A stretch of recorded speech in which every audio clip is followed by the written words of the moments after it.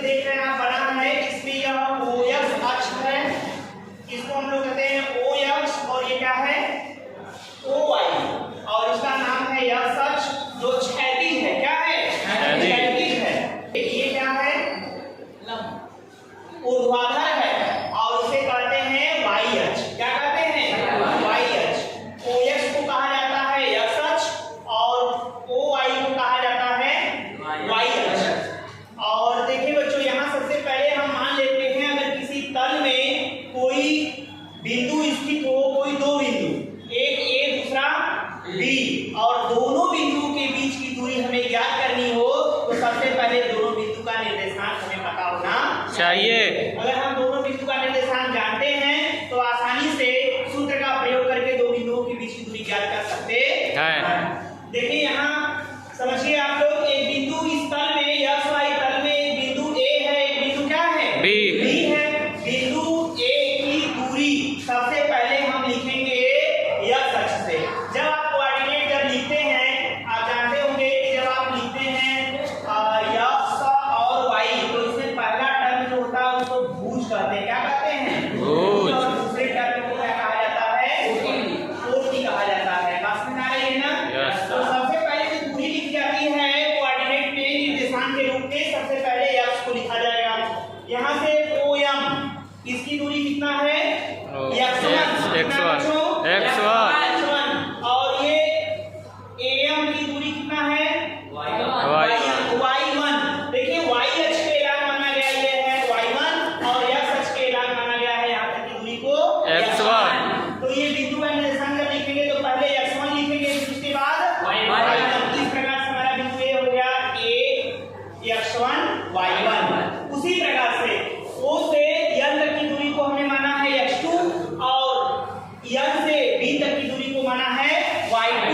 Y अक्ष के एलान, तो ये बिंदु हो जाएगा B का निर्देशांक X2, Y2। और जब बिंदु हमें ज्ञात हो गए तो हम लिखेंगे दो बिंदुओं A और B के बीच की दूरी।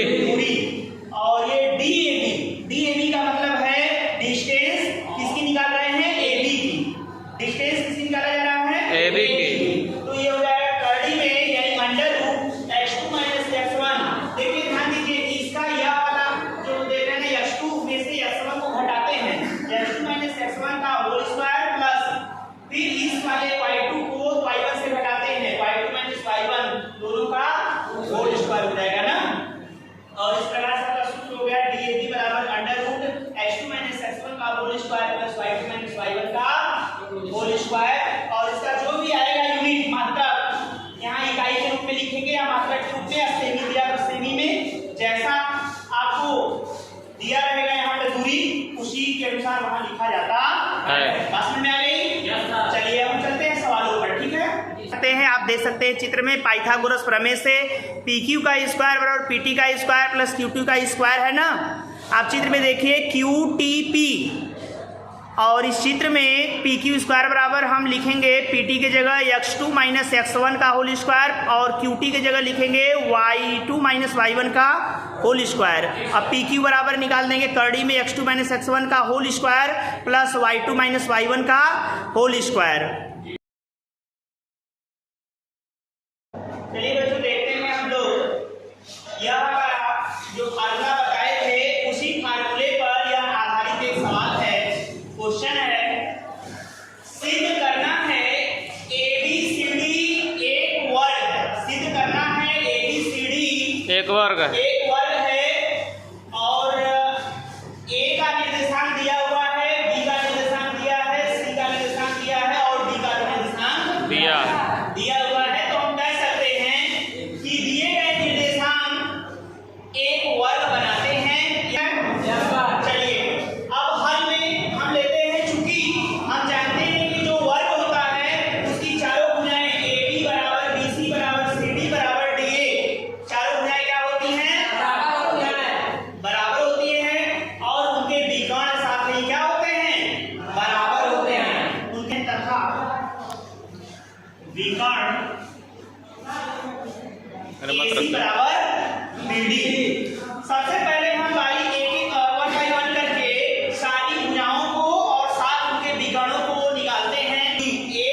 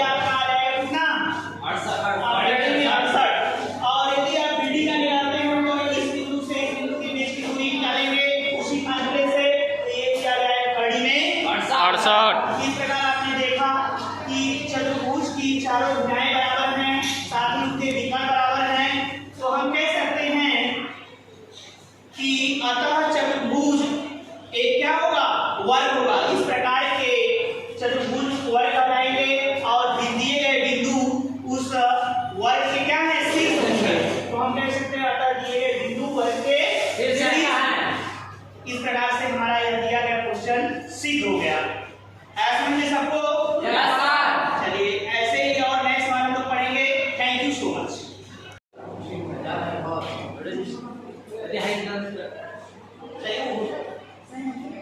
देखिए बच्चों ध्यान दीजिए, सभी लोग ध्यान दीजिए, यह 7.1 का सारा क्वेश्चन है ना। ये क्वेश्चन आप देख रहे हैं, जैसा क्या है क्वेश्चन लिख दिए हैं। यह अक्ष पर वह बिंदु ज्ञात कीजिए जो 2, -5 और -2, से समदूरस्थ है। समदूरस्थ का मतलब होता है समान दूरी पर। तो मैंने माना यह अक्ष पर वह बिंदु P x 0 है। प्रश्नानुसार AB बराबर BP हो जाएगा और यह अगले से दो बिंदुओं के बीच की दूरी आप जानते हैं, x2 - x1 का whole square plus y2 - y1 का होल स्क्वायर कड़ी में, और यहां पर डैश लगा दीजिए कड़ी में, दोनों पक्षों का वर्ग कर दीजिए। दोनों पक्षों का वर्ग करेंगे तो ये इस प्रकार से होगा, और इसका मान जब रखा जाएगा तो x - 2 का होल स्क्वायर, फिर 0 - 5 का होल स्क्वायर, ये हो जाएगा। और इस साइड रखेंगे तो 2 माइनस यहाँ से B से P, PB के बीच की दूरी जब निकालेंगे तो x - 2 का होल स्क्वायर और 0 - 9 का होल स्क्वायर यहाँ आपको दिख रहा है। इसके बाद देखिए इसको हम a - b के होल स्क्वायर से बोल देंगे। a - b का होल स्क्वायर का अर्धा होता है बच्चों a² + b² - 2ab, और इसे बोलेंगे कि यहाँ x² + 2y² - 4a हो जाएगा। 2ab होता है तो 2ab होता है तो 2 से 4a हो गया। अगला है माइनस प्लस 0 + 5 का स्क्वायर, फिर ये है आपका x + 2 का होल स्क्वायर प्लस हो गया है ना, और प्लस 9 = 81 माइनस 9 का स्क्वायर अब करेंगे तो -9 को -9 बराबर क्या हो जाएगा, 81। और ये देखिए x² प्लस ये हो जाएगा 4 और -4x प्लस 5 बचे 25, और ये x² प्लस 4 + 4x प्लस 81। अब इसमें देखिए जो मान कटने लायक है वो कटने लायक से काट दिया जाएगा, x² से काट दिया जाएगा, ये 4 से कट जाएगा, ये हो जाएगा -4x, यहाँ पे प्लस 4x इस साइड में ना, तो इसको इस साइड लाएंगे तो हो जाएगा -8x बराबर 81 - 25, ये हो जाएगा -8 बराबर 56।